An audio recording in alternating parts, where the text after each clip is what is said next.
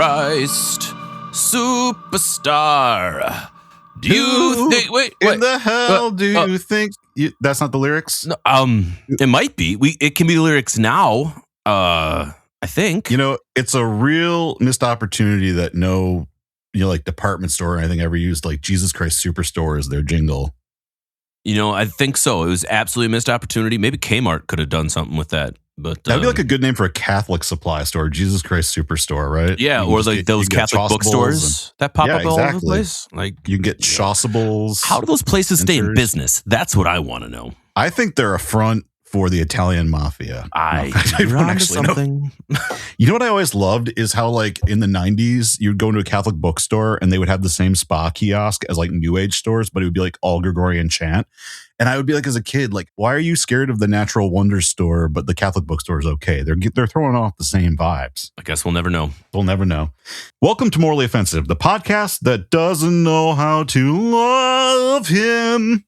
And today we are talking about a controversial musical about a bunch of hippies dropping acid in the desert with Jesus. This is a podcast about the films condemned or considered morally offensive by the Catholic Church. We both grew up Catholic, and now we're not for reasons. I think reasons, yeah. But we're still fascinated by the religion that raised us. The films we cover are selected from the official film review lists of Legion of Decency, Rest in Peace, and the U.S. Conference of Catholic Bishops. I'm a motion graphics designer, editor, and DJ. And I'm a brewery manager, a film podcaster, and a general enthusiast of all things media related. And together, we're on a journey to watch every film condemned or considered morally offensive and to give them a little bit of the old razzle-dazzle. Kick line and all. Kevin, I'm so happy to be doing a musical today.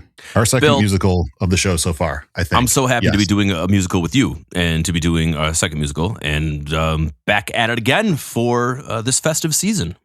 And a very on-brand musical for the show. We are doing Jesus Christ Superstar. Yeah, no kidding, right?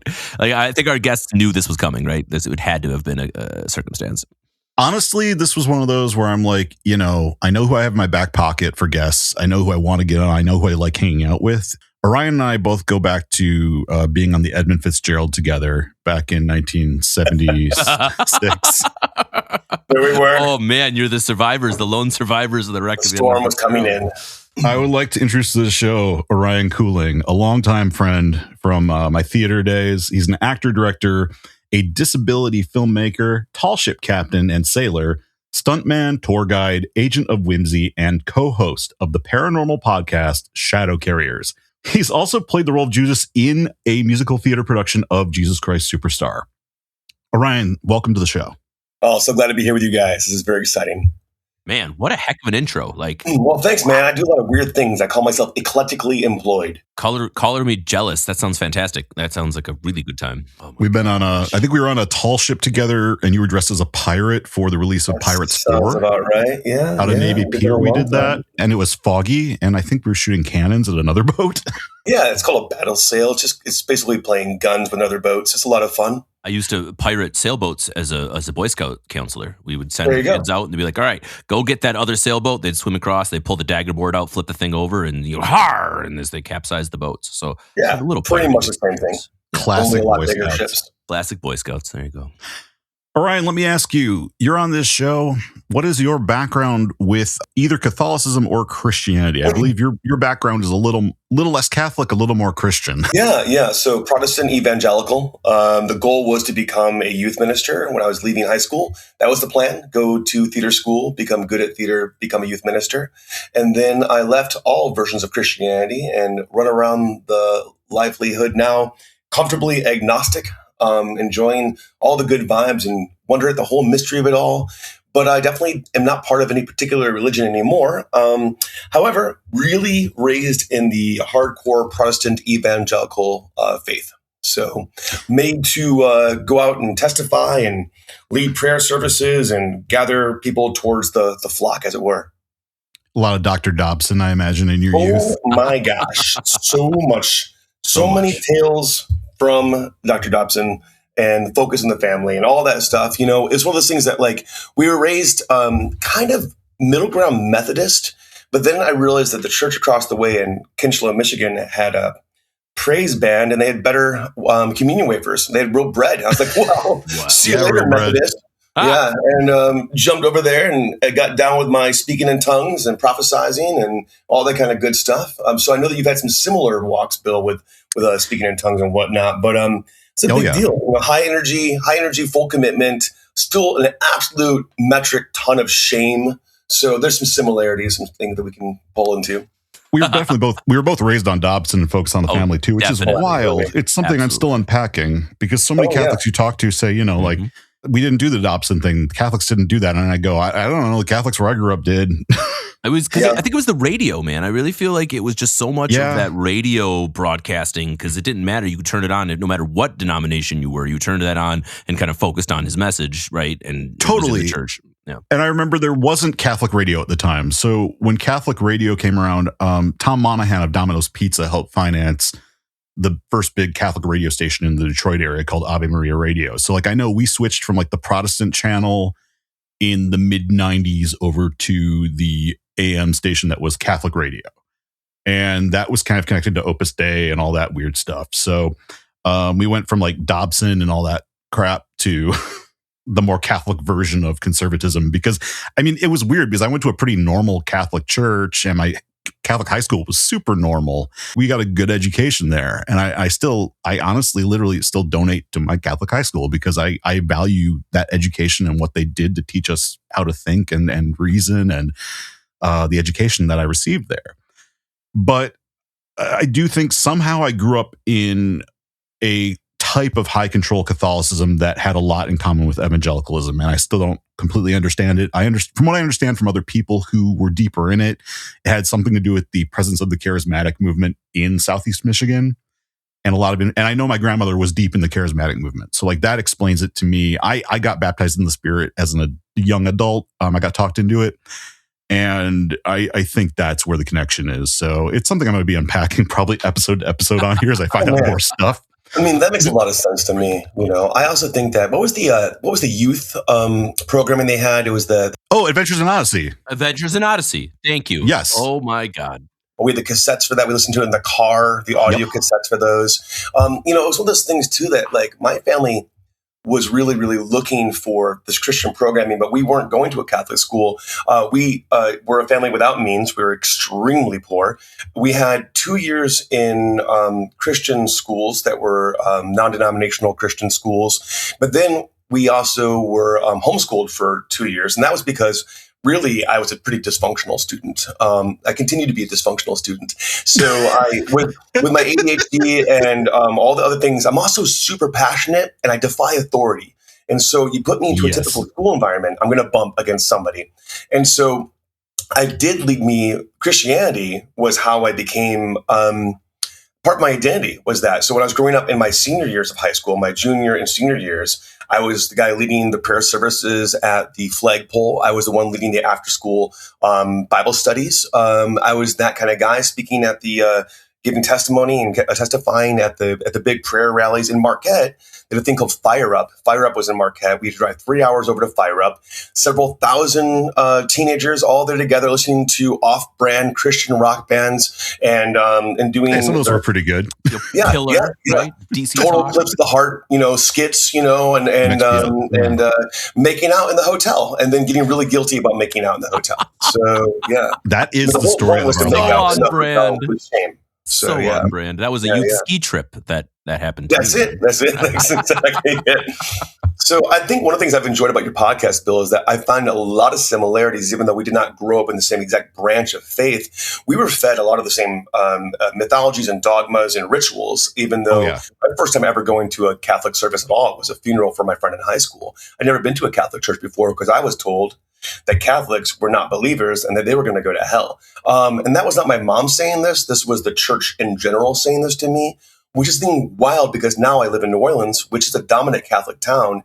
And for the last 4 days of Mardi Gras, we had these evangelical preachers who come down and damn everybody into the earth. Like they are just spitting hatred and fire at every person they can possibly meet, assuming that they're all Catholics and that we're all bastards and we're all going to hell. And it's interesting because, of course, they have no idea that New Orleans is a place of many faiths and many religions. They just kind of broadly paint the whole thing with a Catholic brush, and then they assume they can judge. which is weird, man. It's a weird thing to do to a Catholic town. But that is what's shaking. Is that Israel Rubin? Is that who does that?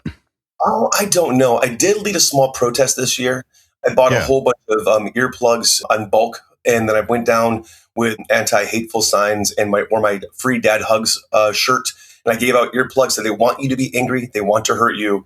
Here's some earplugs. Here's some non-judgment. Go live your best life. And here's where you can buy a Sazerac. So I'm sure, for a while there, I was involved in the sort of like neo-vaudeville performer, burlesque and clown and circus community. Yeah. And a lot of my friends, when they'll go down there and busk during Mardi Gras, it's good money, but a lot of times they'll park themselves right in front of the preachers, block them with like clown antics and stuff. And it's so funny. There's a bit of that going on. It's so great. I think we have to fight that kind of hatred with joy. That's what we got to do. Amen. Well, let me ask you guys, have you seen Jesus Christ Superstar? Yeah, I have. Yep. I know we talked about this before, but 20 times, like a lot. Yeah. And some of us have been in the play. Orion, what was your first experience with this movie? Oh, I'm so glad you asked. We rented it from a library on VHS. I was 15. My mother has a long relationship with Christianity. She's the dominant Christian in the household. And what I never could figure out is I heard the soundtrack, the original concert soundtrack, when I was like 10. And I was already beginning like, what? Why is my mom okay with this? Like, I knew it was already pushing against the narrative I was growing up with. Then I found out that my mother had sung I Don't Know How to Love Him in high school, a talent show when she was 16, and it was very well received. My mother has a beautiful singing voice. And somehow this became the loophole. The same person who threw a TV out of our house because we were watching The Smurfs, because Gargamel was evil, really okay with us listening to Jesus Christ Superstar on vinyl very loudly. So we came home. I was 15, I think. I watched it from the public library, and I watched it with Mom. And I kept looking back to her like, where's the part where you turn the TV off? And she wasn't turning the TV off. I'm like, but there's people gyrating on stage, and no one's turning the TV off. I'm like, what's going on? And that was the course of the same year that I was, sneaking in, watching movies like Mortal Kombat. I had to sneak that into the house, that kind of thing. So then I started listening to the movie soundtrack, which I think is by far my favorite version. I mean, all respect to the concert album. I think the movie soundtrack is straight up banging. And I would listen to it on repeat. It was the vinyl record, and I put it on the record player, and I bought my own record player. And I moved myself out to the camper in my backyard because I had to have my own space. And I would turn it up as loud as humanly possible and play it at the really early hours of the morning just to piss off the neighbors. And it was a joyful time to be a teenage boy. So, I started watching it. Then I eventually bought the VHS when I was 16. And I would watch it, regularly. I was really drawn to this. There's something here that I can't wait to talk to you further about that really pulled me into this idea of Christology, this idea of the version of Christ I had a strong connection to. Kevin, how did you first come to Jesus Christ Superstar? So I'm going to go back and kind of echo my upbringing being very similar to you guys in the sense of pretty high censorship Catholic parents who controlled a lot of the media that I was allowed to consume. So South Park, no. Professional wrestling, no. Simpsons, no. Rugrats, no. That kind of gives you the idea, like my mom was very much like, I'm going to control the media that you consume. But what's odd is that we consumed a lot of musical theater. I watched a ton of musical theater growing up. Like Fiddler on the Roof was one of those movies that was around a lot. Hello, Dolly, My Fair Lady, just like things like that. Seven Brides for Seven Brothers. Seven Brides for Seven Brothers was definitely a film. But guess what? My parents didn't show me. They didn't show me Jesus Christ Superstar. In fact, it wasn't even mentioned. It wasn't don't see it, but it certainly had to have been intentional that I didn't see a production or a full filming of Jesus Christ Superstar until I was well into my 30s when I reviewed it for my podcast, A24 on the Rocks, where our producer, Eric, what was that? Were you allowed to watch Godspell? No, Godspell, absolutely not either. Godspell was not. Really? It wasn't that we weren't allowed. It just wasn't brought up. It wasn't like, hey, check this out. It wasn't put in front of us as an option. Was I familiar with the tune? Oh, absolutely. I knew Jesus Christ, but that was the extent of it. And then we watched it for my other podcast, and I had to look at it from a critical lens for the first time after I have developed my entire religious upbringing, my leaving of the church, my ex-Catholicism, my agnosticism, now that I now control all of that. And now I'm watching this film from that perspective, and I fall in love with it. I fall in love with the music. I fall in love with the message. I fall in love with the fact that Andrew Lloyd Webber and Tim Rice created this. Because I could go on and on and on and on, but Joseph and the Technicolor Dreamcoat was one of my biggest influences growing up. My grandparents loved that musical. We put it on for road trips. I knew every single lyric of that song over and over and over again. So the fact that it stopped after Joseph has got to be telling. That has to be some sort of controlling narrative from my Catholic parents. There's no doubt in my mind. Otherwise, the next step would have been Jesus Christ Superstar, and that didn't happen. And now I find it later, and I just want to talk about it for days because it's just fascinating to me. So again, I could keep going, but that is where my history goes. And I've seen it now 5-6 times, probably in the last year and a half, when I had never seen it before. So now the funny thing for me is I've seen Godspell more than this for two reasons. One, there was like a traveling group, I think, or it was maybe the youth group. I don't know. I think it was a traveling professional group of actors who did Godspell in churches.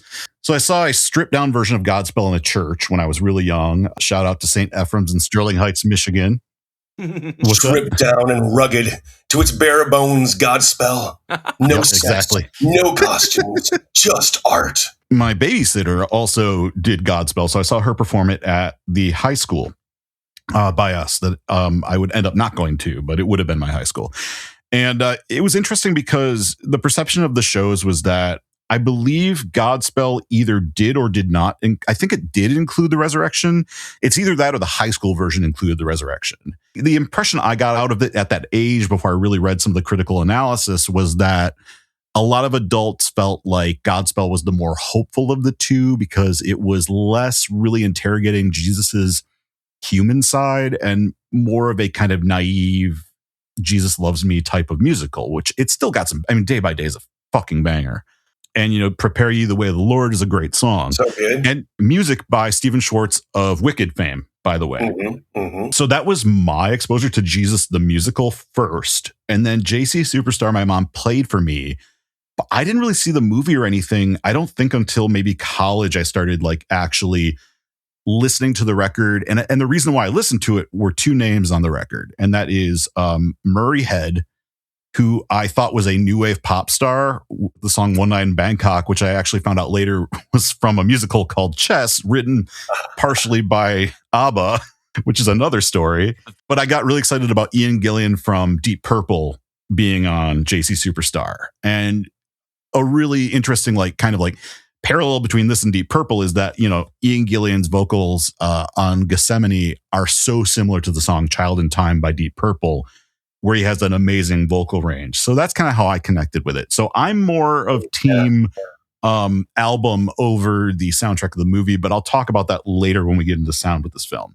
The point is, I was more of a Godspell kid, and I've come around a lot on JC Superstar, and I think I understand why people are upset that it ends before the resurrection, but I also can defend it given what it's trying to do. And I think it's actually really interesting for the fact that it does that. So, 100%. I love that. Yeah, I think it's a huge topic. It's a massive reason why it's as controversial as it is, and it's definitely a talking point for a lot of the religious versus the non-religious when it comes to this film. Well, I'll say it again, and I'll say it 100 times. Tim Rice and Webber would never be so brave again. This is their bravest, boldest production in Absolutely. Their careers. There's nothing they took a bigger risk with than this. And I think it pays off in spades. I think part of why it works out is because it is not traditionally wrapped up with a bow and spanked upon the butt and sent out there. You know what I'm saying? It leaves you wanting and wondering, which is, of course, what religion should ask us to do, is ask questions. We should be seeking out the questions, not always be just force-fed the answers. And I think it's the real power of the show, which makes it appealing to both the secular and the sacred. So, yeah. Yeah, I think that's why this and something like Last Temptation of Christ work better for me than a lot of the sort of literal interpretations of Jesus's life, like Jesus of Nazareth. It's a great TV movie. It's by a great director, but it's just kind of literal.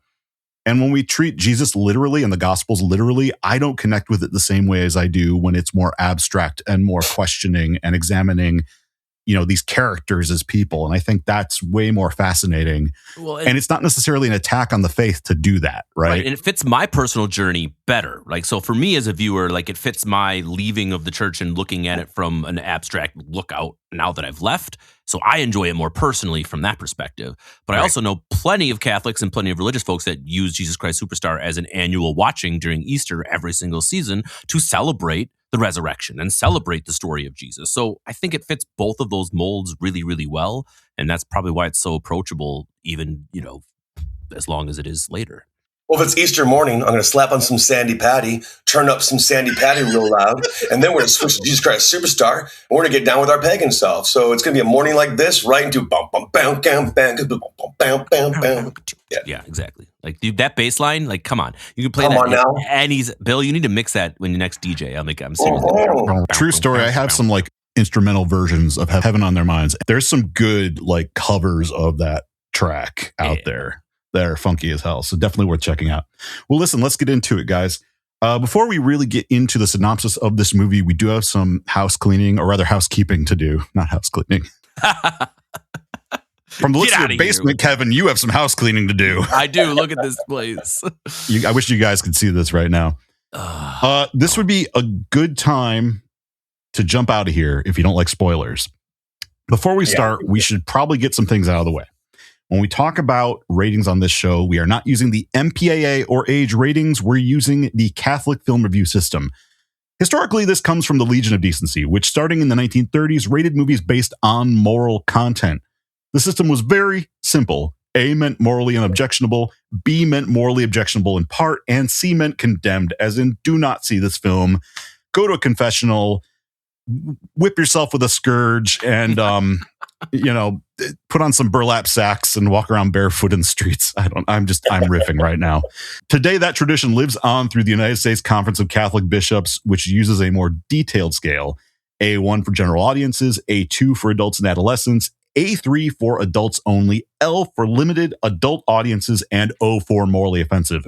These ratings aren't about artistic merit or quality. A movie can be brilliant, influential, beautifully made, and still be rated, morally offensive. Oh. And I have to say, a little surprise on this one, because we're not going to get into it with the press so much, because the press that I pulled is way wackier than the normal USCCB stuff we use. This film was A3. The reason we're doing it is the press was insane. People either loved or hated this thing, and no one could agree. The Pope loved it, but even like the Legion of Decency / I guess this was like the interim period when it was called NComp. They really couldn't agree either. So the A3 was kind of where they ended up, it sounds like. It's a weird one. Famously protested. Like, that was the other thing. Like, every time it came out, it was protested at when it was at Broadway, and when it was on the movies, it was just protested everywhere it went. No, it's more controversial than a lot of the morally offensive films we cover, actually. Yeah, I would which agree. Is hilarious. Yeah. Well, and that's who would have known that it. Jesus Christ himself would have been, controversial. So let me drop the synopsis here of the movie. Or actually, Kevin, do you want to do this? Do you want to do the synopsis? Yeah, absolutely. So Jesus Christ Superstar reimagines the final days of Jesus as a rock opera told largely from Judas's point of view, portraying the Messiah not as an untouchable divine figure, but as a controversial leader caught between political rebellion, celebrity, and religious expectation. As tensions rise, betrayal, mob mentality, and state power lead to the crucifixion in a version of the gospel story that questions faith, authority, and the nature of sacrifice. So what did the Catholics think of this movie? In Rome, Catholics demonstrated at the film's opening, not realizing that the Pope had signaled his official approval of the film as reported in the 1974 February parade item. Oh my God. In addition, popular singer Glenn Campbell released a music single challenging the film entitled I Knew Jesus Before He Was a Superstar. Director Norman Jewison responded to the debates in a July 1973 HR article stating that he was shocked by the allegations and that the film was meant merely as entertainment with colorblind casting. I don't know about that, Norman. I think you had something to say. The film betrays that. Yeah, in a July 1973 LAT article on the controversy, he added, young people are not concerned with the prejudices of the past. The various protests and responses did not hurt the film's box office success. However, it rose to number 8 on the year's box office charts. A January 1974 HR article reported Jesus Christ Superstar as Universal's top moneymaker of 1973. Many of the reviews, which were mixed, compared Jesus Christ Superstar to Godspell, another 1973 modernized musical about Jesus and the Gospels. All right, let's get into it. Let's go. First, we have the Catholic Commentator. This is April of 1971 from Frank Morris. The title of the article is Jesus Christ Superstar is Paganism. Okay. So right out of the gates, we're just going for it. Not pulling any punches with that one. Guns a-blazing. Woo, okay. In this so-called rock opera, Christ is a slightly befuddled victim of the establishment who finally is overcome as much by his own sense of failure as by his enemies. If you knew the path we're riding, you'd understand it less than I, he tells his apostles. They're all on kind of a crazy trip, you see, and it's going to end up a bad one. I love old people during this period trying to explain acid and drugs. It's very funny. Oh, it's so good. Jesus is the existential non-hero who takes the only option left after his struggle to be accepted. All right, I'll die. Just watch me die. See how I die. Then I was inspired. Now I'm sad and tired. He must have been reading some Judaic Jean-Paul Sartre. Is it Jean-Paul Sartre? It's Jean-Paul Sartre, right? Yeah, okay. Right. Any child should be able to recognize this whole charade as a gross mockery and a rather poor one of what Christ is and how the church regards him. Why then its success on Catholic campuses, at Catholic seminaries, in Catholic parishes? The answer is simple. This is simply a dramatic extension of many of the things the new theologians and catechists are saying about Christ. It is some of the new Christology put into a palatable and evidently exciting rock context. The pity is that no one has seen fit or been able to do the same thing for the authentic Christ. The fault of Jesus Christ Superstar isn't that it is a modernization of Christ, but that it is a lie about Christ. I even shall be charitable enough to suggest that it is a sincere lie, a lie done not to blaspheme, but to inspire. That, in my book, makes it even more pitiable and certainly more dangerous.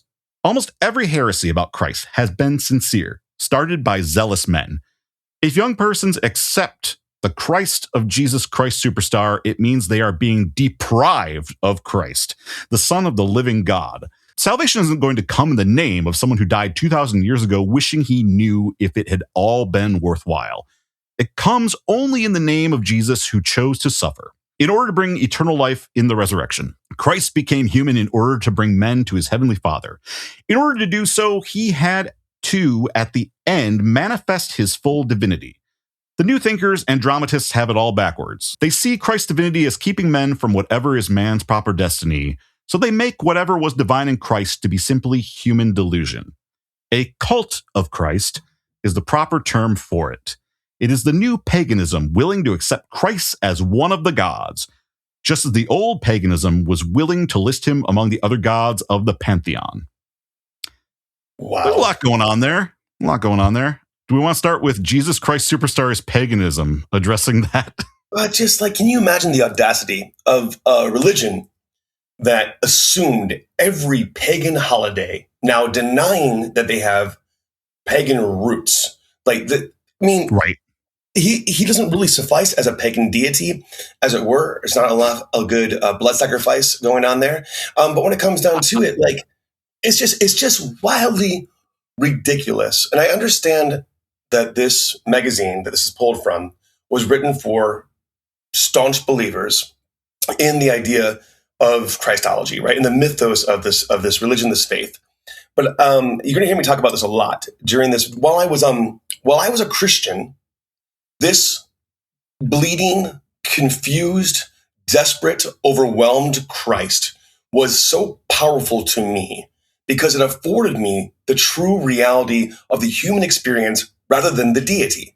I've been raised with the deity. The deity was untouchable. The deity was omnipotent. The deity was part of the trilogy, spanned all things, was in all things, was in the cells of my body, in the mountains of the Himalayas. And then this person who did not necessarily really, truly even have the faith of their own selves to stand where they were, how vital that was to me as a young person questioning my existence on this planet, questioning my place in this world, as Michael W. Smith would say.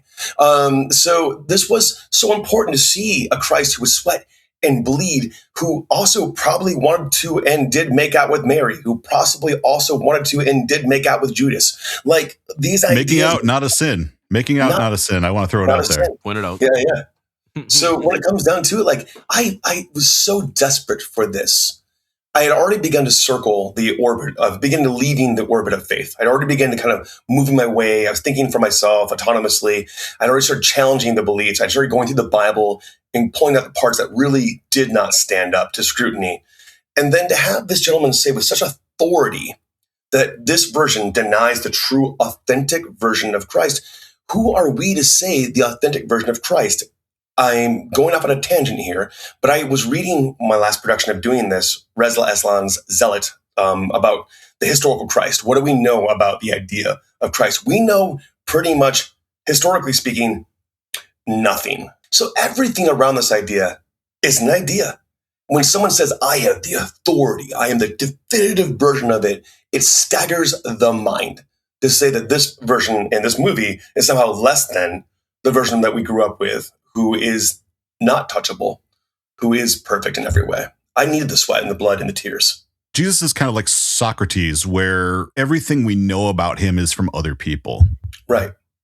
And usually unreliable narrators. Like, I mean, I hate to say it, but the gospel narrators are unreliable narrators. And we know that because there are contradictions between the gospels about the same events happening in a totally different way. And they also are anonymous. And I'd like to think that Andrew Lloyd Webber and Tim Rice had a similar thought about Jesus and about his story before they wrote Jesus Christ Superstar. They had some of those doubts about maybe the story that they were being told, because they were both pretty religious from my history. Like they both were brought up in the church. Tim Rice was fascinated with the idea of Judas and looking at it from his perspective, even when he was a teenager and growing up in the church. And that idea stayed with him all the way through until he was writing the lyrics for this musical. So it's really fascinating to think about that those guys had a similar idea that we're talking about now. Well, let me give you the response article. Let me give you the response article real quick to this, because this is hilarious. But in this first article was in the Catholic Commentator, and then the Catholic Northwest Progress responded in April 1971. The week before, Frank Morris, the first guy, went after this next writer about Jesus Christ Superstar. So they had this back and forth like feud. That's why I picked these two. They're wonderful, just back and forth between two Catholics who can't agree with each other, which is how I feel about Catholics in general. Nobody can agree with each other. The Universal Church, everybody. Here we go. This is Catholic Northwest Progress, April 16th, 1971. Jesus Christ Superstar got a rather bad drumming from Frank Morris, super columnist, in last week's Progress. I love that shade right there. That is so wonderful. What a slick burn. I've been really liking the Northwest Progress articles I've read. They're pretty great. The Morris article did not give this editor an ulcer, just a series of severe abdominal pains.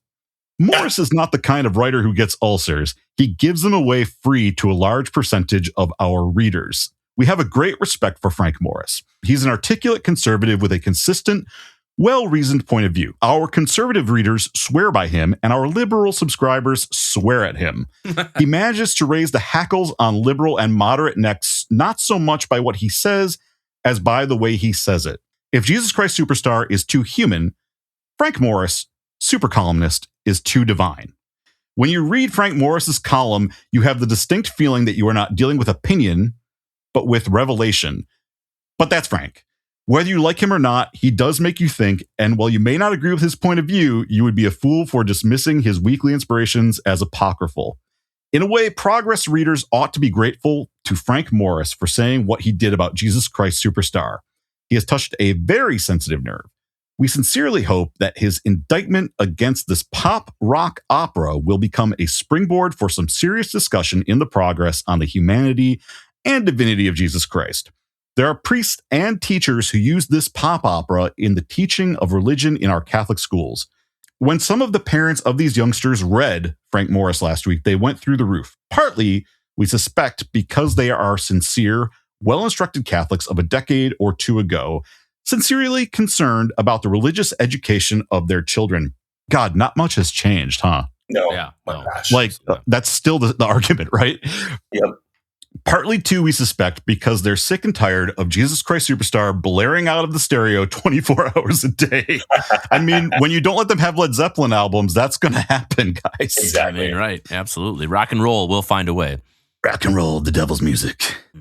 The problem created over Jesus Christ Superstar between parents who find it suspect or downright heretical on the one hand, and their teenage children who find it inspirational and acceptable by their religious instructors in schools is the heart of today's problem in the Catholic Church.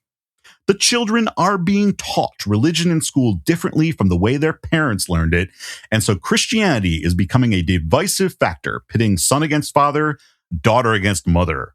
This is a tragedy because in most instances, both are right in their own way. They just represent two different points of view. Dude, this Garrison Keillor sounding guy, I tell you what, well done, dude. Well done. That's a good call out there. Yeah. That was some Lake Wobegon action. Some Lake Mark Wobegon. Twain zingers in there. Good job, Remember bro. back when the bear broke into town hall? Yeah, exactly. I don't know. Ketchup. The healing qualities of ketchup. Man, Kevin, when you said rock and roll will find a way, all I can think is for a while I was on a youth ministry with a group called the Young Continental Singers, and we went from church to church singing, about Jesus. And we had a song that we would sing called, Why does the devil have all the good music? Oh, that's by Larry Norman. Larry Norman sure is. Yep. Yeah. I know my Christian, my CCM. Bruh. Sidebar, because we mentioned Larry Norman, I have been going through a phase lately of getting really into Christian yacht rock, which I highly recommend checking out because there's a lot of it that's really good. Amy Grant actually has a yacht rock album, believe it or not, but she started in like the 70s, which I didn't know. Yeah, there's some good Christian yacht rock out there. A lot of what I would call Christian light music. I am not a Christian, but there's certain people who are creating music out there I find very appealing. Need to Breathe being one of them. Do you guys know that band? No, I don't. They're just like a band who is Christian, who does music, who happens to have ethics. And then Josh Garrell's another one where he's like very Christian, but like pretty groovy. I'm like, we can do that. That sounds great. You like that guy? Makes you feel happy, makes generosity and kindness with each other. That sounds nice. Let's be decent people together. As long as people aren't being dicks.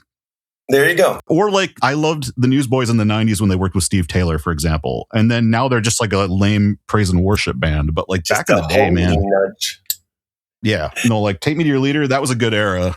Yeah. I mean, I listened to the Newsboys a lot growing up. Remember when DC Talk decided that they were Nirvana? That was fun.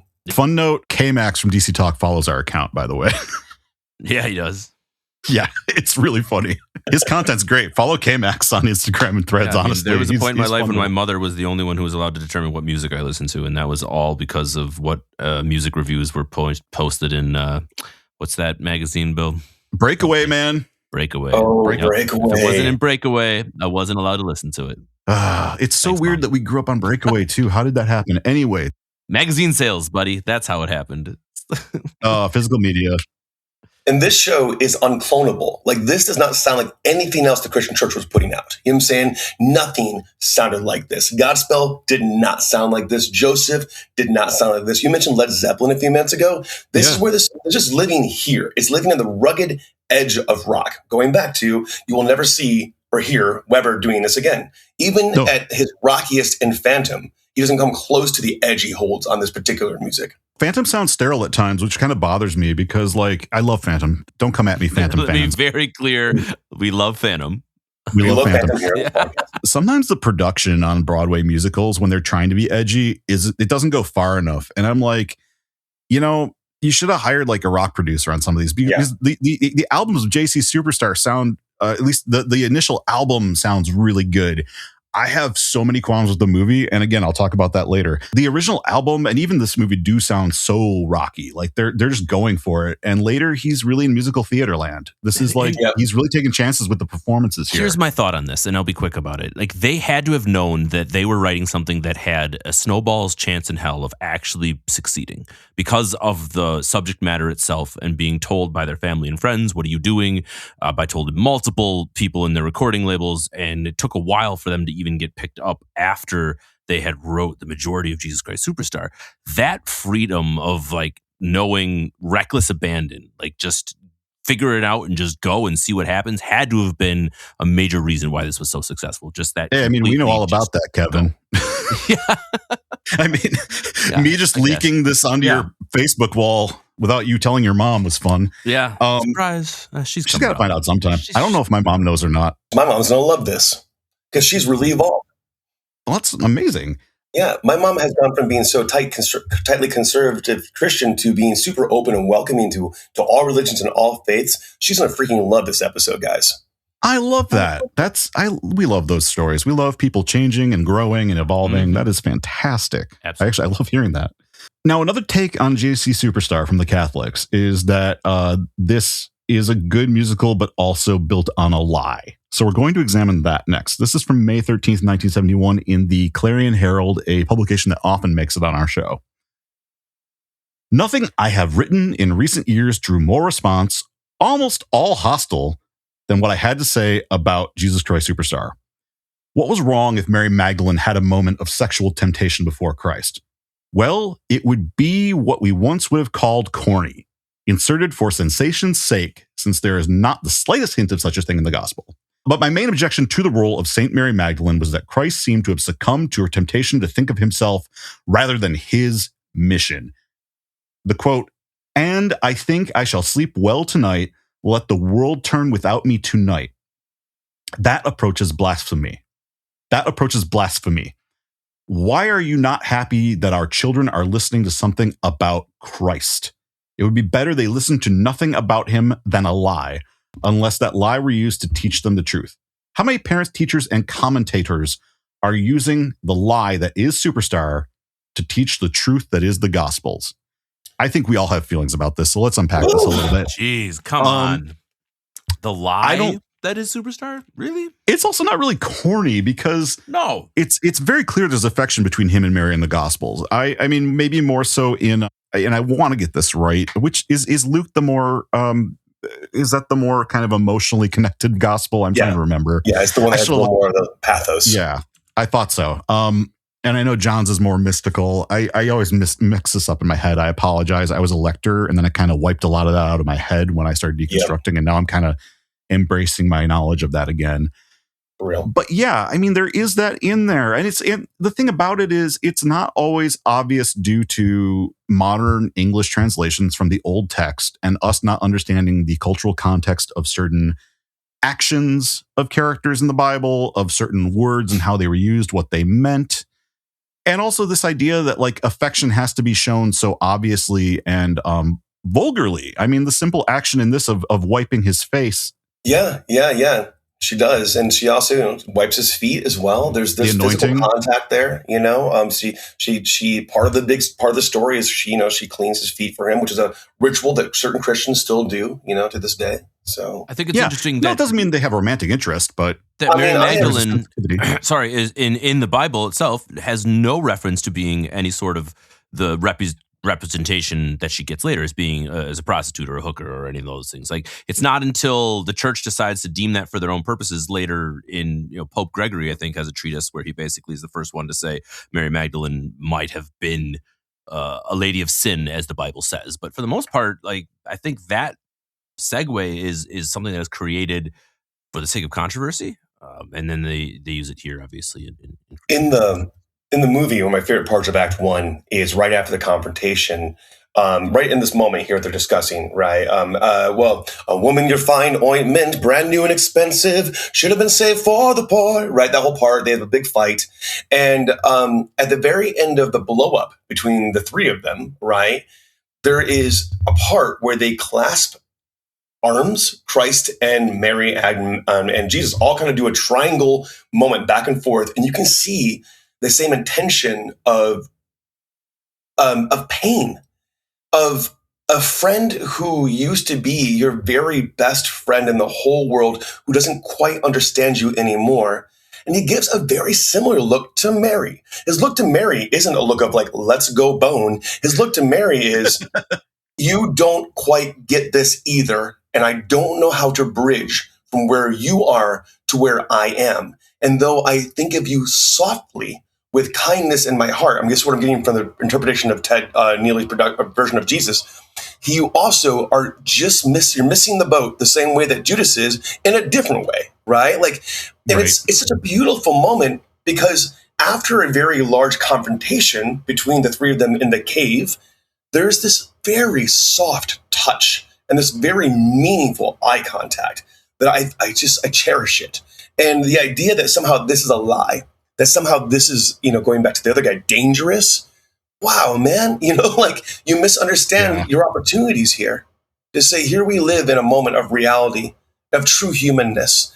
And it just kind of staggers the mind that someone would consider this to be not gospel. If the gospel is love, doesn't mean the gospel is always understanding. Like we don't always understand each other, right? But we do try to love each other.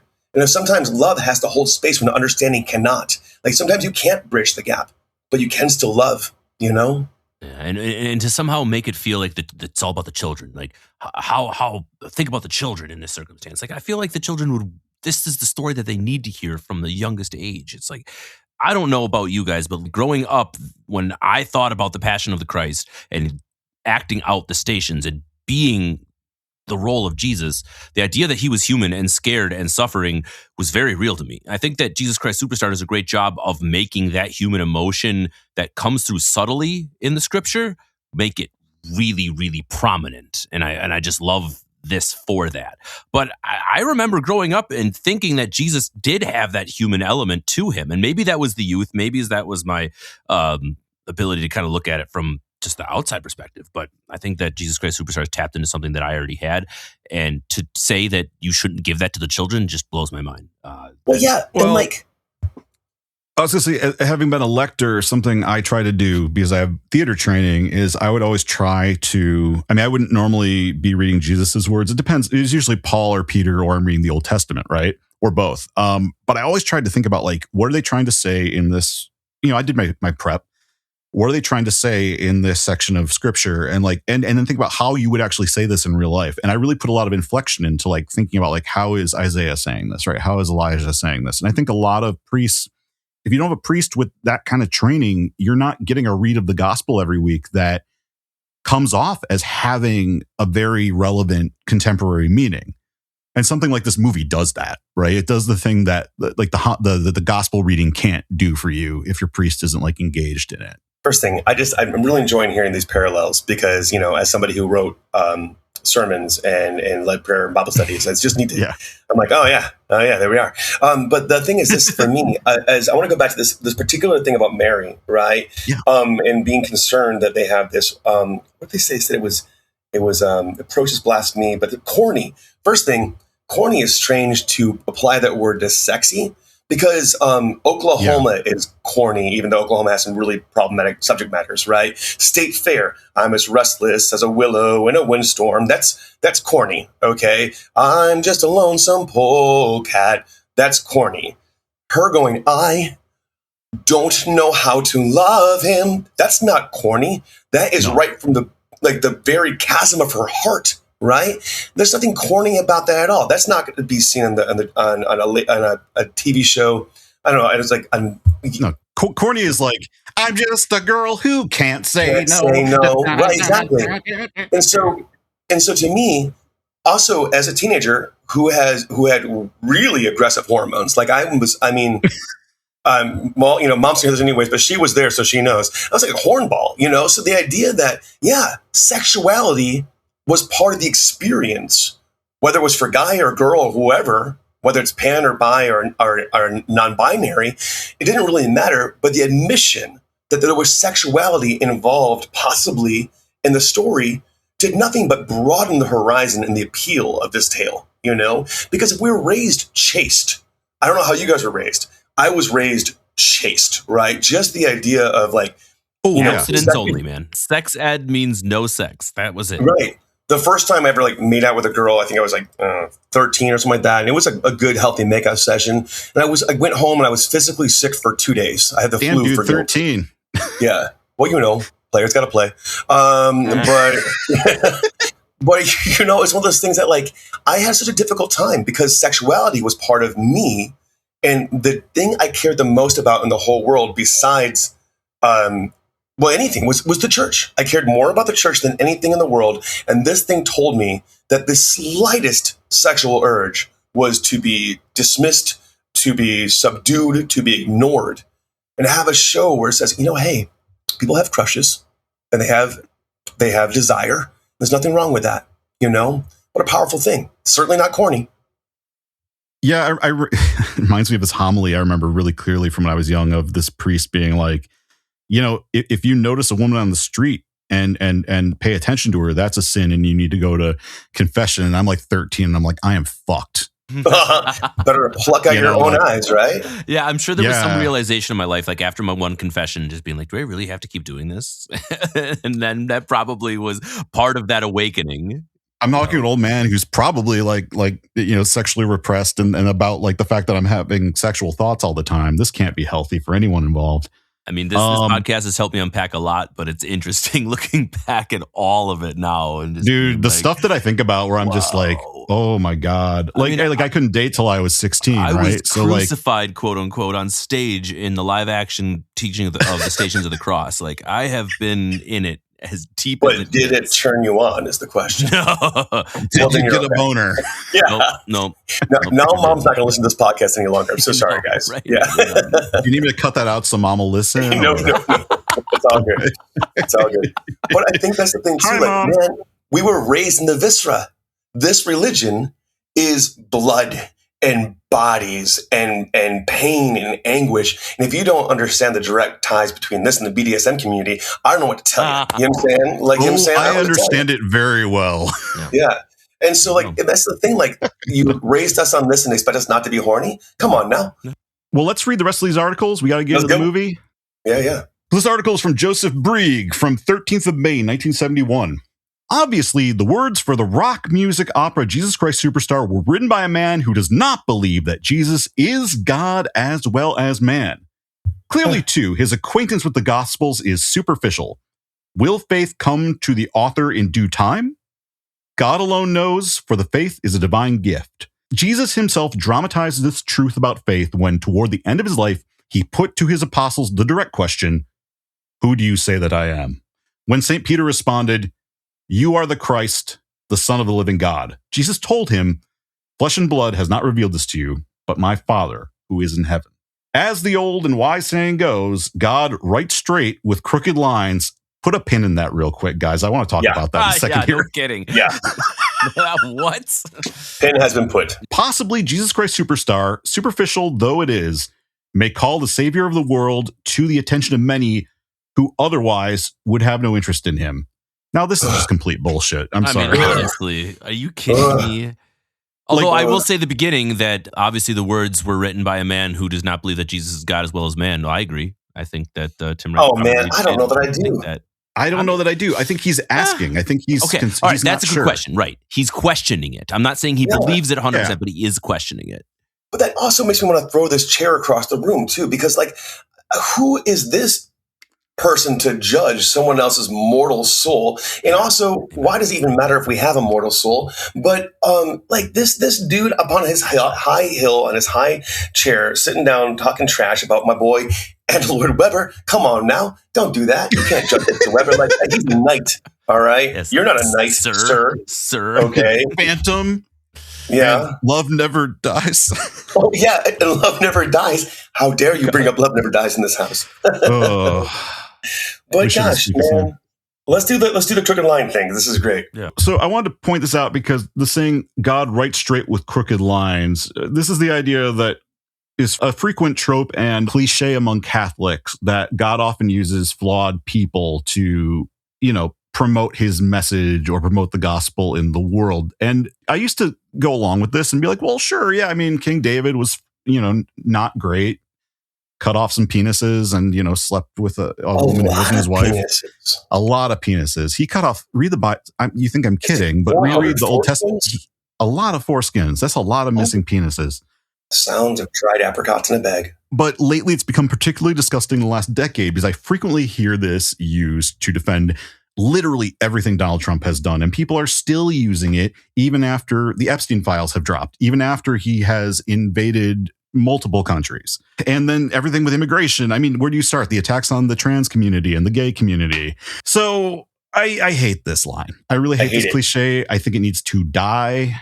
And I think it's really a lame excuse. In this case, I think he's using it in the sense of, I don't think that's the case with Andrew Lloyd Webber and Tim Rice, but he's also kind of giving people the benefit of the doubt. But this idea that like Tim Rice and Andrew Lloyd Webber weren't interested in the divinity of Jesus, I think is so incorrect. This mofo is going, he's directly quoting scripture. In the same paragraph, he does a little folklore quote, right? I'm saying he goes from quoting flesh and blood has not revealed this to you, but my Father who is in heaven, then right into writes out some folklore, writes some folk wisdom, writes straight with crooked lines, which is not in the Bible. So like, pick a lane, bro. You know what I'm saying? If you want to call us to task, you can use the scripture, but you don't get to then turn the paragraph over and say, though, as they would say back in the day. We'll talk a little bit later about the poor will always be with you is like a misused or misquoted quote from Jesus that's often used to excuse extreme greed and wealth.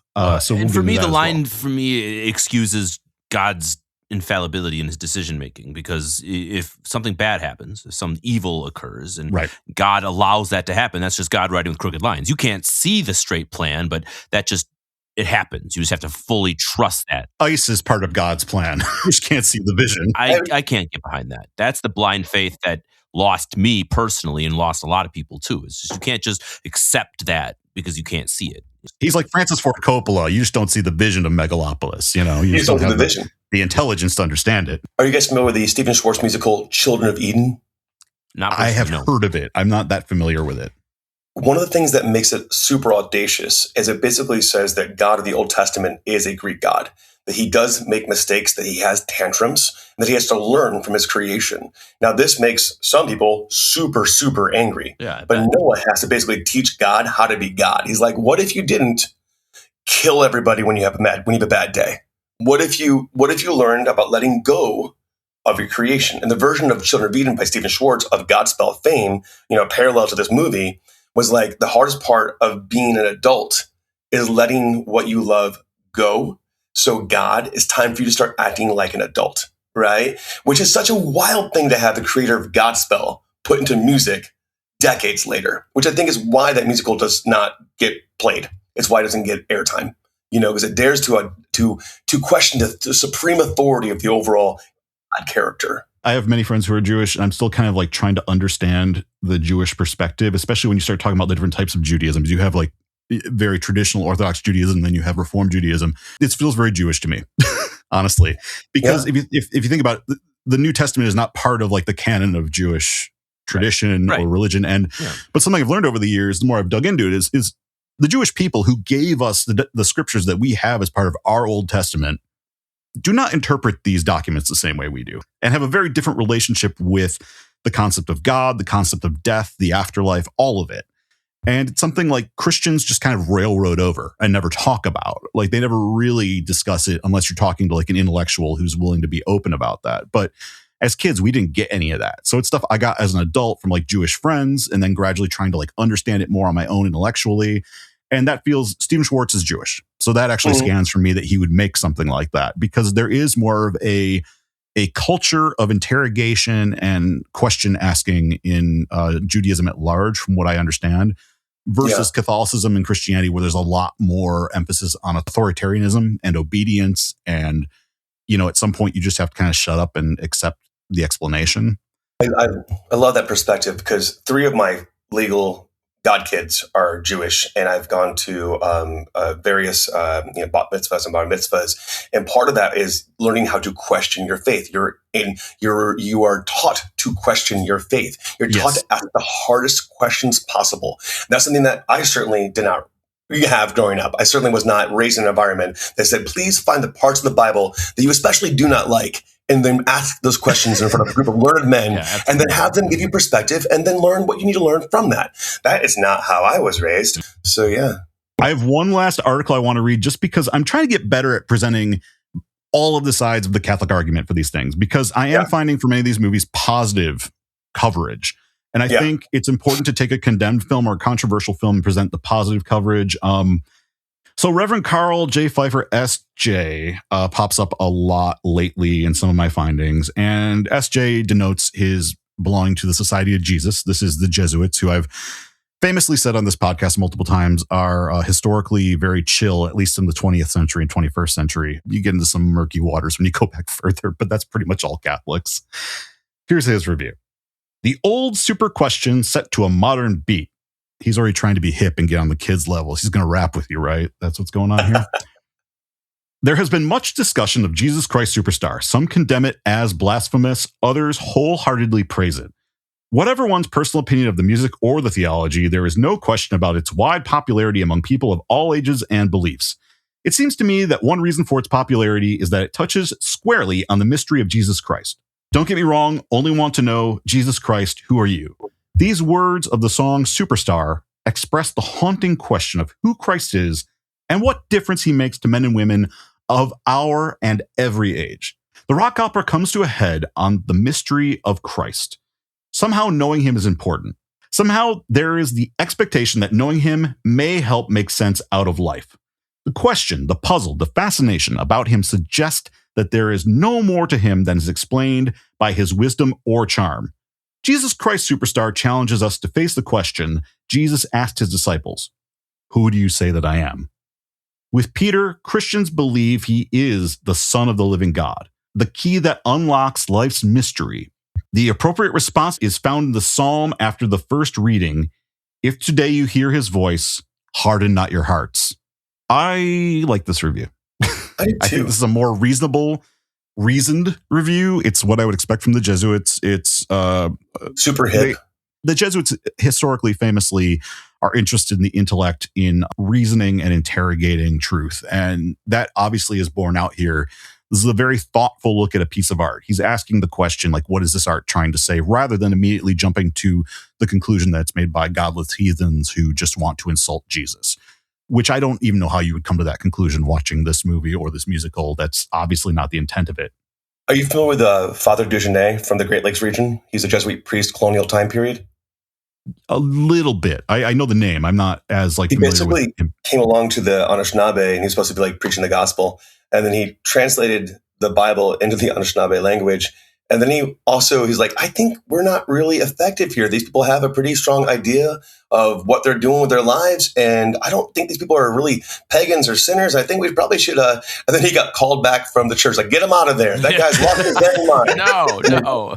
Yeah. Thomas Merton had a similar experience, I believe, in out in Asia. And that's the reason why he's still kind of, some Catholics kind of poo-poo Thomas Merton, because he really tried to embrace Buddhism for what it was and not completely condemn it as a pagan or, heathen religion, but tried to really look at the similarities between it and, where Catholicism and Buddhism had the overlap. So yeah, anytime that happens, the church panics.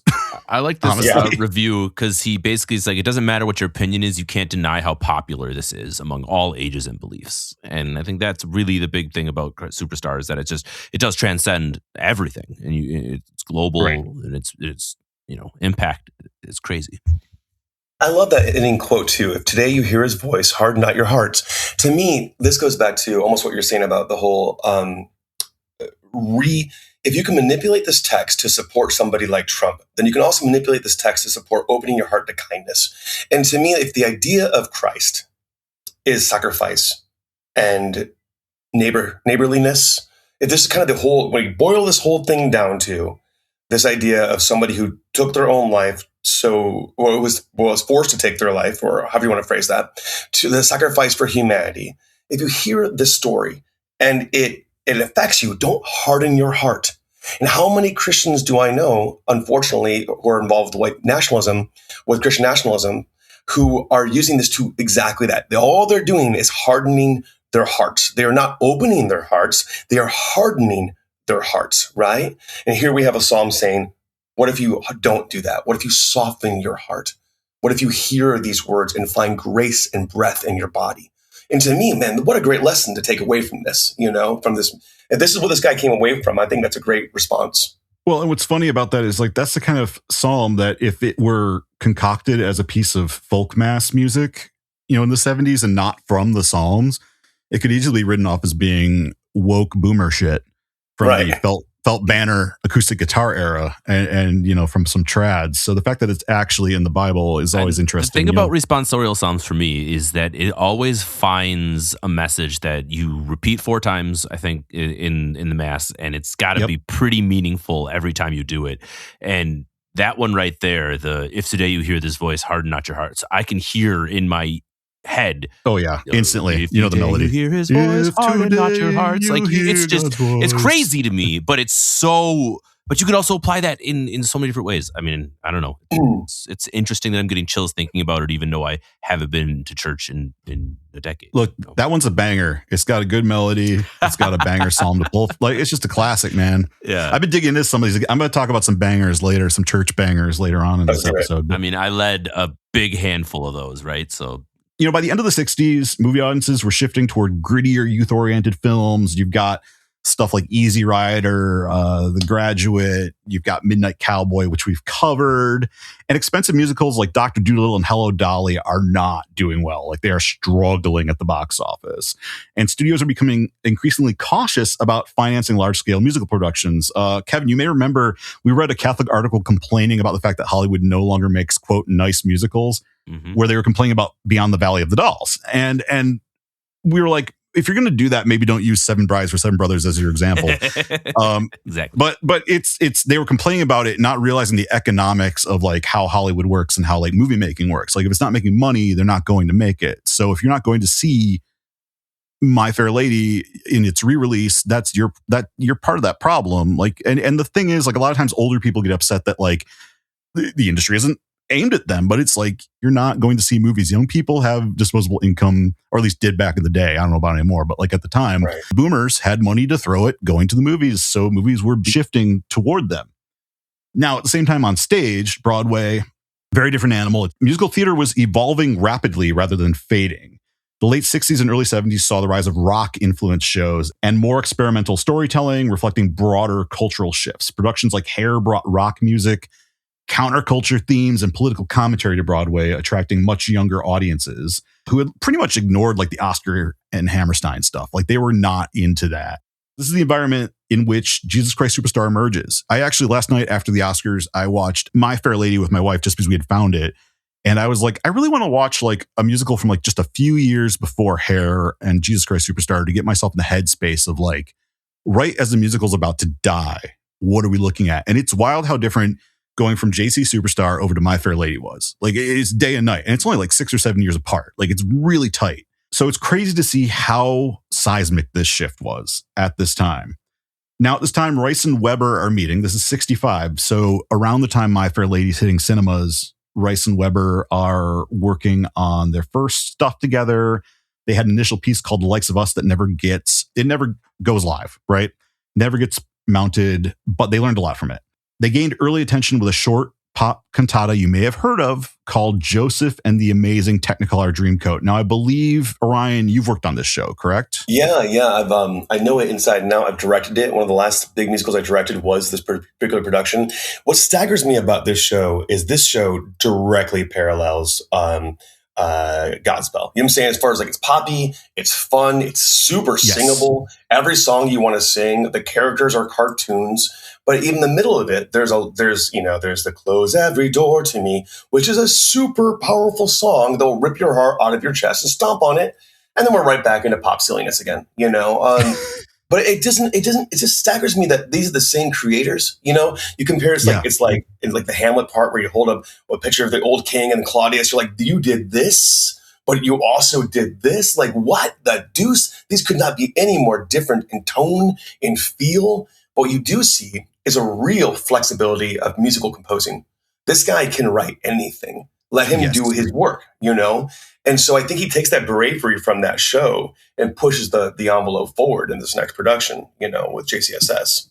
I think that's why Norman Jewison is actually a great fit for Andrew Lloyd Webber and Tim Rice on this particular show, because Jewison, who I'll talk about in a little bit, he was known as kind of a journeyman, but he went from fiddler to this. But he also directed Moonstruck later in his career. And he did early on The Russians Are Coming, which is a wonderful comedy. So again, somebody who could work in similar formats, but then do something totally different genre, maintaining the same type of filmmaking quality across it. And unfortunately, Jewison doesn't really get viewed as an auteur because of his sort of genre hopping. And I'll make an argument in a bit. I disagree with that. But this is an interesting pairing of all these guys on the movie version. Now, I know initially because producers were hesitant to stage such a controversial religious rock musical. Like today, this would be controversial. I think a few years ago, there was the non-existent movie with Joaquin Phoenix and Rooney Mara playing Mary Magdalene and Jesus. And I don't know that anyone saw that movie. I don't think it got a proper release. I don't even know what happened to it. I remember that being a lot of hype for that, a lot of controversy, and then nothing. So I can only imagine how this must have landed in the 60s when people on the whole were much more religious and the country had a lot more Christians in it. Think about what is the sensation nowadays? Is there a show is there a musical now that is this revolutionary, this radical, this dangerous? I can't think of one. I guess does Book of Mormon count as far as but that was a while ago. Yeah, that's a while ago. That's true. Yeah. It's always been strictly a satire, though. There's moments of truth. Of course, good satire has truth, right? Yeah, Avenue Q was satire. Yeah, Hamilton's a sensation. When Hamilton does push against some of these things, but as far as this kind of level of danger and sexy, no. Part of that's the problem of Broadway right now in general and Hollywood is the aversion to risk and the reliance on established IP. That's so much of that story at the moment. And so I think, Hamilton was an example of that was different. And that's why I think it has done well. I'm actually surprised Hadestown wasn't more controversial when it was released. It's a great show, but I'm surprised it wasn't more controversial just because of its themes. But I guess you get around that with the Greek mythology. You can just say but it's really from Greek mythology. So it's not really about hell and Hades, which is, Yeah, I don't know that I can't remember. I guess, I think in my lifetime, the last must have been Book of Mormon. And again, like you said, that's satire. So the last serious one that was really controversial. And the thing is the ones that are controversial, really pushing the envelope, are so outside of mainstream America's consciousness. Take Me Out didn't do they don't keep touring Take Me Out, the straight play where I've talked about this before, where I saw it in New York with Dr. P, but it's a good hour, I think, of that play is naked dudes on stage. That's not playing high schools. Yeah. So yeah, exactly. I think the sort of the lack of a touring future for some of these shows means that they're not quite getting the same level. JC Superstar was set up basically to you could turn that into a high school show. You could tour it with churches. And that happened almost immediately. So it's not just that this show is popular; it's that it's infiltrating churches and youth groups, which most musicals and that's can't do that. Fear. Yeah, that's the terror of it, right? Think of that's the why children. We're scared of it. Yeah. Rather than mount the musical first, that's why we have the concept album the famous concept album from 1970, which features Ian Gillan of Deep Purple as Jesus and Murray Head as Judas. The album became a massive international hit and built an audience before the show had even been in pre-production. Wasn't it fascinating to think that without the Who's Tommy, this probably doesn't happen the way it does? Because the success of Tommy shows that the rock opera is a viable form of media, and these guys who give them money and give the funding for this basically know that, and they're like, well, if the Who can do it, if this is successful, let's go ahead and give it a shot. And I love it. And Tommy didn't even get made into a big musical until you had the Ken Russell movie in the 70s. And then they actually made it into a stage musical in, I believe, the 90s. Yeah, we don't see it hit its full stride until 1996. That's wild. Yeah. So really, Tommy, massive record hit. For those who don't know, Tommy, a rock, one of the first big rock opera conceived by the Who, mainly the brainchild of Pete Townsend, about a kid who is basically traumatized to the point that he becomes deaf, dumb, and blind by seeing his father is reported dead in the war. He comes home, finds his mom in bed with her lover, and the father, kills the man, basically. Tommy sees this and goes blind. And so the musical is them trying to find a cure for Tommy. By the end of the movie, Tommy is cured and forms a cult. And it's also very paralleling Jesus Christ Superstar because it has these vibes of a charismatic religious leader. And the movie by Ken Russell really leans into that. Ken Russell, who we've talked about before, who directed The Devils. It's not surprising he would lean into the Christianity of it all. So, since we're kind of on the topic and talking about films, I think Across the Universe is a pretty incredible production that does some parallels of Hair. As far as being a modern, not a full musical, obviously, because it's a we call it jukebox musical almost, right? That sounds right. But it is bold. It is bold and it's dangerous as a film, whereas this film was also bold and dangerous in its own way, It's true. And this one more successful than the film of Godspell, I believe, which I have seen. It's fine. I think this is a more interesting movie. Godspell feels like a attempt to, I'm not saying Godspell's bad because I don't want people to come at me for that, but it's just, I think this movie is more impactful. It's doing interesting stuff. Norman Jewison, I've already mentioned him. He was a Canadian director and producer known for socially conscious films that tackled race, politics, and religion. He rose to prominence in the 1960s with major Hollywood films, including The Cincinnati Kid. He directed the landmark civil rights drama In the Heat of the Night, which won the Academy Award for Best Picture, received Academy Award noms for Best Director for In the Heat of the Night, Fiddler on the Roof, and Moonstruck. He's, like I said, the ultimate example of a journeyman director. He founded the Canadian Film Centre in 1988 to help develop Canadian filmmakers. My first real clocking of him as a director and a voice was in 1999 when he won the Irving G. Thalberg Memorial Award from the Academy at the Oscars. And he gave this speech that I recommend everybody go and read. His speech about storytelling and the purpose of filmmaking is so beautiful and so universal and timeless. I really recommend anybody who's interested in movie making or storytelling, go read his acceptance speech. It has deeply impacted my life. I got some grief in film school because, everybody in film school when I was in there was into David Lynch and Tarantino. And I was definitely into things like older classics like Hitchcock. I really liked what the Wachowskis were doing. I really liked Darren Aronofsky. But I kept bringing up Norman Jewison, and I had professors be like, why are you into Norman Jewison? Norman Jewison gets so written off as a journeyman director, but I actually think he is an auteur. It's just that he worked in many different genres. He did Rollerball. He did Fiddler on the Roof. He did The Russians Are Coming. He did Moonstruck. This is a man who could go between genres, and I think his themes are still similar. He's interested in questions about who we are, of identity. He's interested in themes of revolution. He's interested in looking at what is the clash between young people and the older generation and how is that resolved? That happens in The Russians Are Coming. That's a main theme. JC Superstar, Fiddler, Moonstruck. Those themes are persistent through those 4 movies alone. So I think the writing off of Norman Jewison as not being an auteur, if you even subscribe to auteur theory, because I have issues with it. But if we are saying that Tarantino is an auteur, that David Lynch is an auteur, and that Hitchcock's an auteur, I think Norman Jewison is an auteur director by those standards. Can you tell me the definition of that word? I've only directed 2 films in my life. I did not go to film school. Sure. I went a theater degree. I don't have the formal training that you have as a director. So tell me what the word auteur means. I'm putting Kevin to sleep right now, but I will let you know. No, you're not. I'm here. I am I'm here. just making sure you're okay. I'm right here. Yeah. Right here with you. Auteur theory was developed by the French, particularly the critics at a group called the Cahiers du Cinéma. They were critics who eventually became filmmakers for the most part. That's where Francois Truffaut comes from. Godard comes from there. Basically, the whole idea is auteur cinema is where you have a body of work, a filmography, where the voice of a single author is present throughout the body of work, where at least in their main primary length of output, their prime era, all of their movies have a common thematic thread, a common style. Where I disagree with it is kind of where I disagree with the Stanislavski method of acting, where I feel like it often becomes an excuse for bad actors use it to be terrible, basically. Yeah.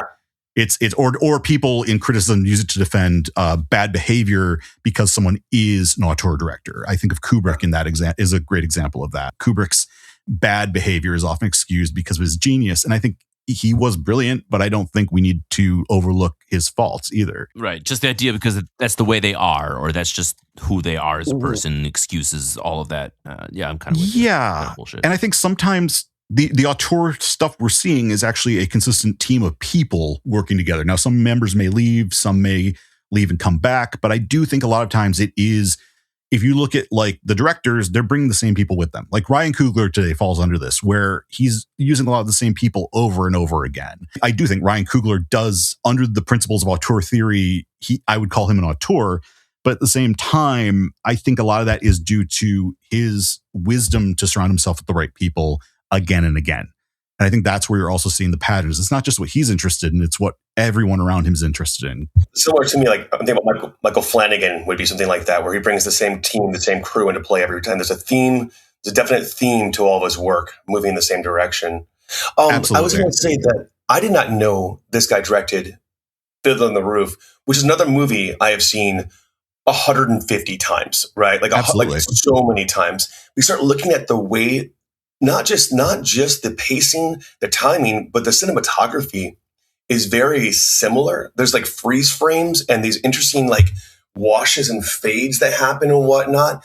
And I'm like, oh my God, that makes sense. Like the same director is directing both. I'm like my mind was blown learning that. I was like, oh my, that is, of course it is. Of course it's the same director. That would make also a man who's exploring this idea of faith and youthful rebellion and anti-establishment. It all like for the differences in these stories, there's a lot of similarities, which also might be possibly the segue for someone from my mother's generation who would have grown up listening to the music of Fiddler on the Roof and then transferred over to something like JCSS because, it is, there's these themes that are parallel that are so strong in these shows. And if you've been given the thumbs up that we're okay with Fiddler, take a look at what this director is doing. Mm-hmm. Now we might be okay with Jesus Christ Superstar. Fiddler is fascinating because I think it does well when it comes out. And it's, like you said, it's an older Broadway hit that, or at least a hit that the older generation was familiar with and loved, right? And Jewison is giving it the new Hollywood treatment. He's treating it like a young person's movie in the way he shoots it, even though these numbers are very much from the old sort of Broadway way of making musicals. It's a fascinating film in the context of like where cinema is at and where theater's at this time. Now, I want to talk a little bit about the cast real quick of this film, because we haven't talked about them, just some of the main players. Ted Neely plays Jesus Christ. He was an American rock singer and stage actor closely associated with the role of Jesus for decades. He played Jesus in the original LA stage production.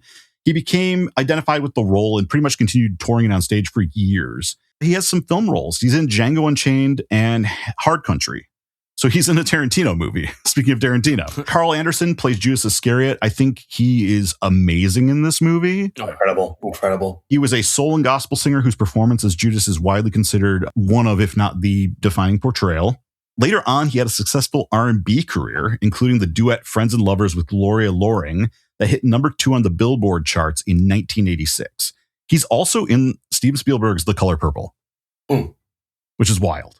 Yvonne Elliman, I'm familiar with, who played Mary Magdalene. She was a Hawaiian-born singer who transitioned from stage to pop stardom.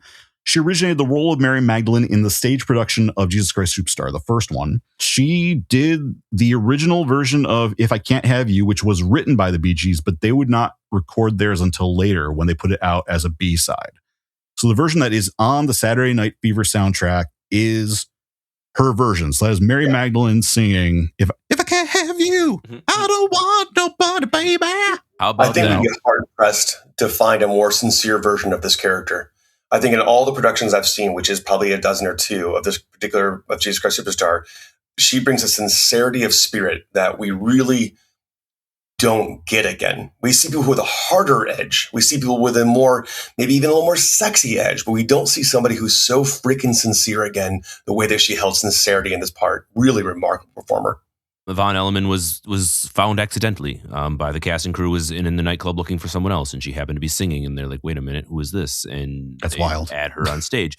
If you think about Ted Neely was an understudy for Jesus Christ when it was on the stage production, and he knew that Norman Jewison was in town, but Norman Jewison showed up at one of the productions that Ted Neely wasn't in. So he didn't get a chance to meet him. Comes to find out that he missed his opportunity to meet with Norman Jewison, and then drives to his hotel 3 hours down the street, has a big conversation, and then gets cast in the role.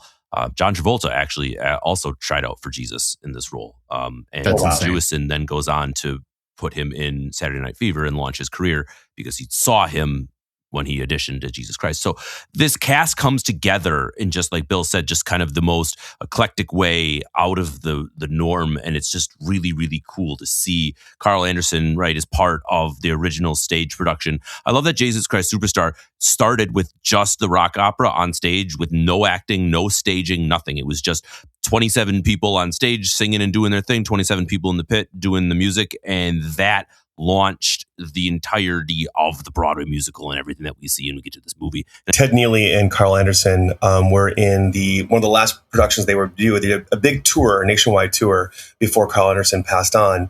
And I was accepted to Interlochen over there in Michigan for the creative writing program.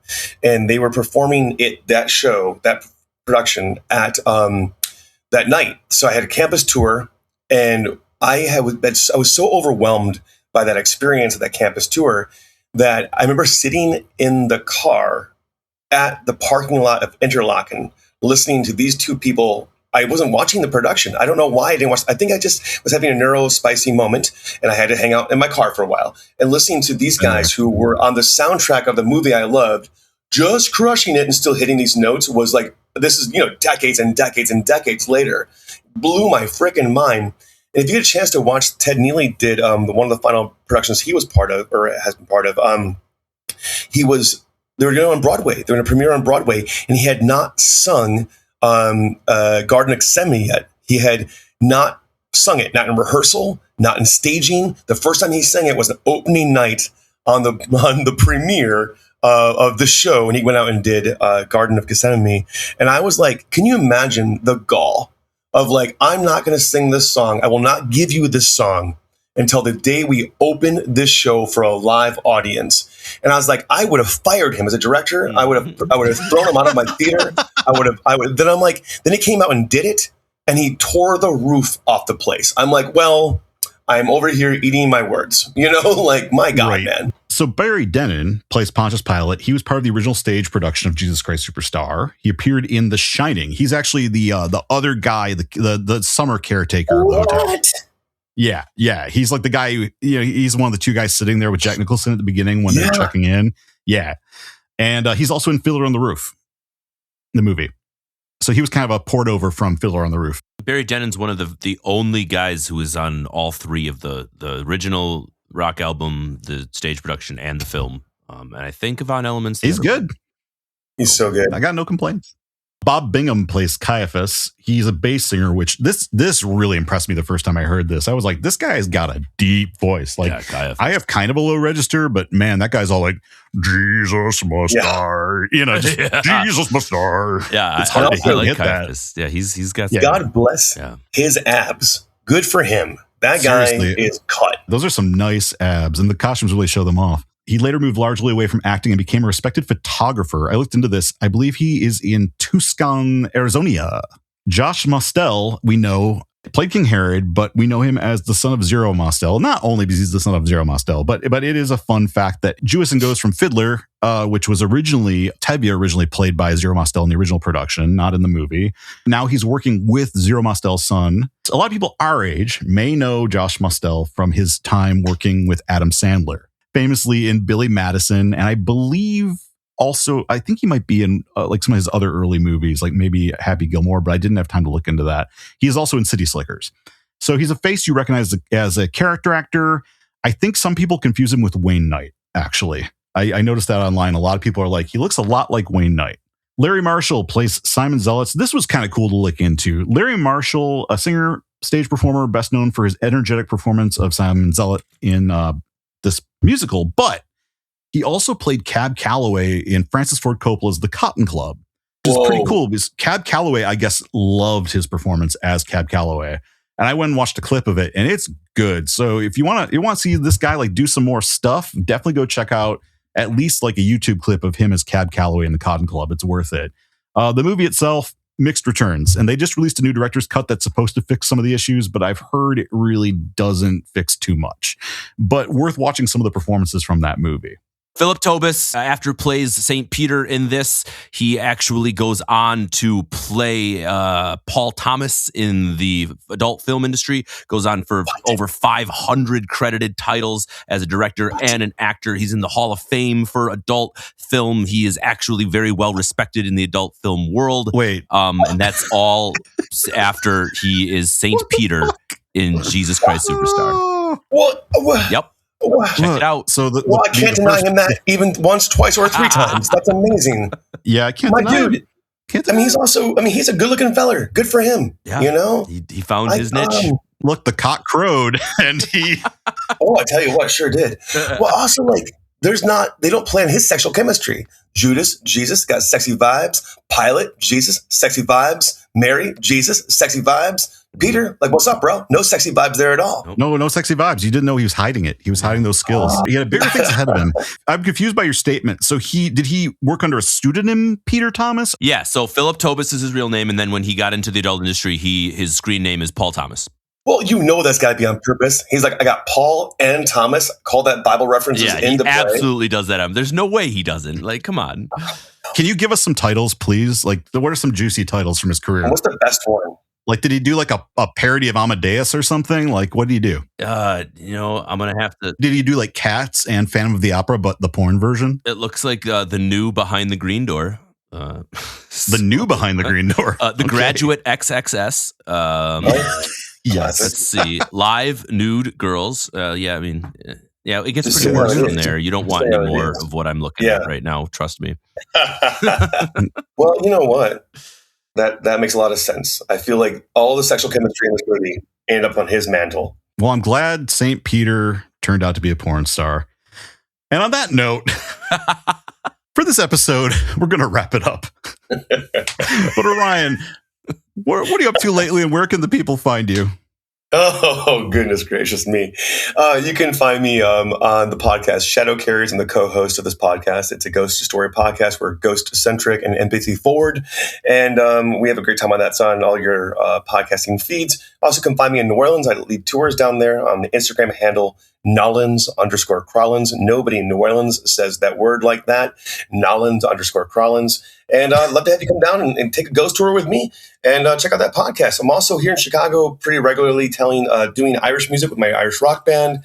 So if you're in the Chicago area and you're listening for some Irish rock, you might find us in halfway to St. Patrick's Day in September or around Christmas time for our Celtic Christmas music that we do. And that is called the Donnybrooks. And that's what's up. Sweet, man. Thank you for joining us again. I want to remind people you can follow us at all major platforms at Morally Offensive Pod. We also have a website, www.morallyoffensive.com. We have new merch for our Filthy Habits series. We have t-shirts, tote bags, hats, all that good stuff. Please check out the new merch. I'm really proud of it. Our friend Robert Nixon helped us with the designs. We kind of collaborated on that. He did awesome work. So these are good. I mean, I ordered my own t-shirts today. I'm very happy with them. The quality is great. They look great. So definitely recommend checking out the merch store. That's on our main page. If you want to contact us, our main contact is, the email is registered on the website. So www.morallyoffensive.com. And for social media, it is Morally Offensive Pod on Instagram, TikTok, YouTube, all that good stuff. Thanks for joining us this Holy Week for part 1 of our Easter special on Jesus Christ Superstar. In part 2 of our discussion on the film, we followed Jesus and his disciples through the events of Holy Week and the moments all of us Catholic kids know from the Stations of the Cross. What could possibly go wrong? Stay tuned for our next episode to find out what happens. I'm sure you have no idea.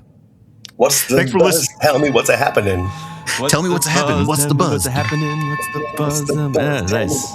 Thanks for listening. And as always, go and sin no more.